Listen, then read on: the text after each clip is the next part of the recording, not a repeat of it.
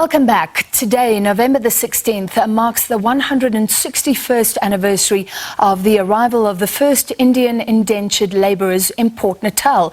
And a new book by Joanne Joseph brings history to life and shows that the sugar industry in South Africa was developed at great cost. Tonight, she joins us to discuss her novel, Children of Sugarcane. It does not shy away from the backbreaking work, the violence and the sexual assault that greeted hopeful female immigrants, many of whom are descendants of Indians who now live in KwaZulu-Natal. Children of Sugarcane tells the story of Shanti, an elderly Indian woman who has returned from her indentured life in Port Natal, who collapses when meeting her daughter's lover because he is a British man. The narrative goes backwards in time to help us understand Shanti. Like many indentured labourers, she agreed to work on the plantations, lured by false promises. Through Shanti, Joseph highlights the systems, patriarchal, caste and colonial, that kept women who were ostensibly free or going to be free in chains. Well, Joanne Joseph is a colleague for many of us, a foremost journalist in South Africa, so well known in media circles, and it's great to have you with us tonight, Joanne. So this is historical fiction. It reminds me of a book I read ages ago, Wild Swans, which told the story of China through the eyes of women. It went through generations, and you remembered the stories, the history came to life.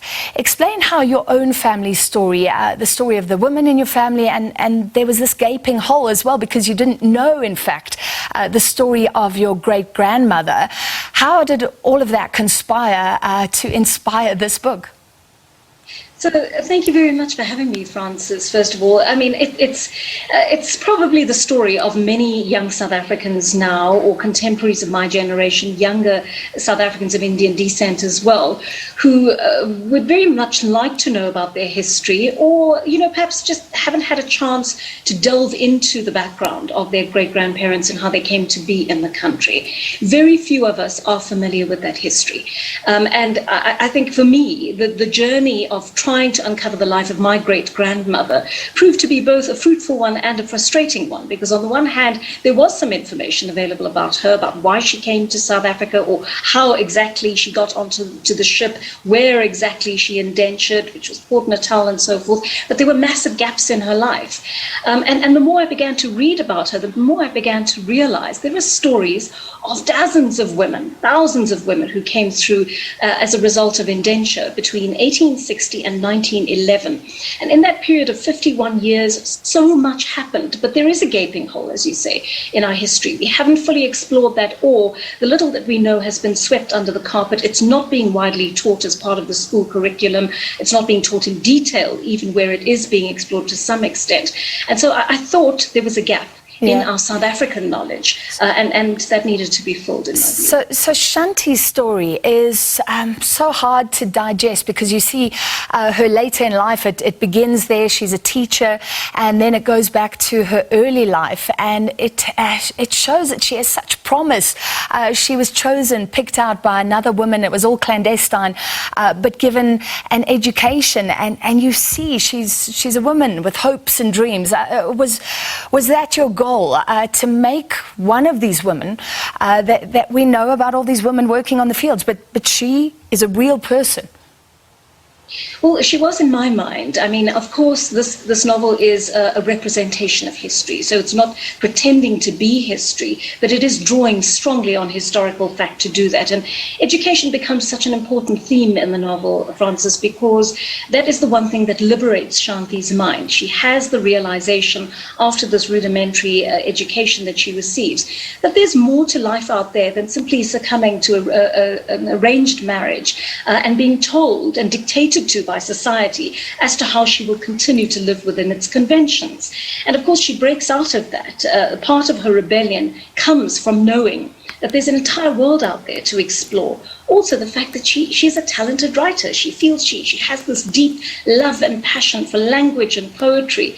And as many young people, she wants to break out and she wants to express herself. But continuing to live in the fictional town of Vakuruthi, which I've created in the novel, is not going to satisfy that. And that's why she sets out to leave for Port Natal, in the hope that some of those dreams will be realized. Yeah, and you talk about patriarchy, the caste system in India. It's not all perfect there, and then you come to colonialism. And at one point, I think you really beautifully show the colonial sort of divide and rule, the divisions that were created and enforced. So let me read from page 20, and this is when Shanti is in jail. She says, in the colonial prison, in this wordless world, we eye each other as suspiciously as our gaolers. I often glance over my shoulder to see another prisoner's eyes burrowing into me. I imagine them all to be murderers and rapists. And before that, she says there are divisions between British, Indian and African inmates, male and female, young offenders and adults. What's the lesson for today, if there is any lesson? Joanne, we still see in South Africa these incredible divisions. In the July unrest, we saw communities rising up against each other, races still living together. We often hear the cry because there's a lack of social integration. Is there anything from your book that we can take for today? So Francis, the prison that you talk about in the novel is a kind of macrocosm for the divided society in which they live. And of course, that's the society that has given birth to our modern society. That is really at the root of the ways our society is constructed today.